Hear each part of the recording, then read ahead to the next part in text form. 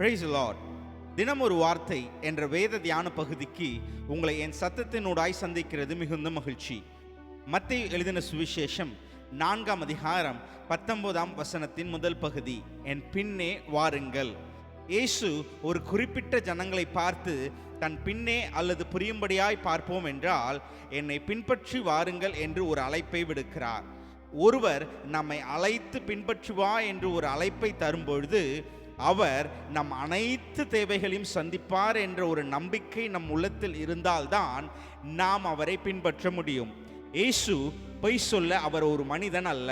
அவர் பின்னே வா என்று சொல்லும் பொழுது தாம் எப்படிப்பட்டவர் என்பதை நாம் புரிந்து கொள்ள செய்துதான் தமக்கு பின்பதாய் இயேசு அழைக்கிறார் என்பதை லூக்கா 5ஆம் அதிகாரத்தில் சீமோன் பேதுருவின் படகில் நடந்த சம்பவத்தை வைத்து நாம் புரிந்து கொள்ள முடியும்.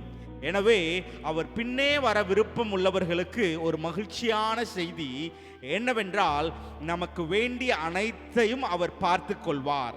இந்த மாதத்தின் துவக்கத்தில் அவர் நம் தேவைகளை அனைத்தையும் சந்திப்பார் என்று நாம் விசுவாசிப்போம். ஏனென்றால் அவர் பின்னே போக நாம் தீர்மானித்திருக்கிறோம். இன்று இயேசு உங்களோடு இடைப்பட்டிருப்பார் என்று சொல்லி நான் விசுவாசிக்கிறேன். அவர் உங்களோடு கூட இருப்பாராக, உங்களை ஆசீர்வதிப்பாராக. ஆமென், ஆமென்.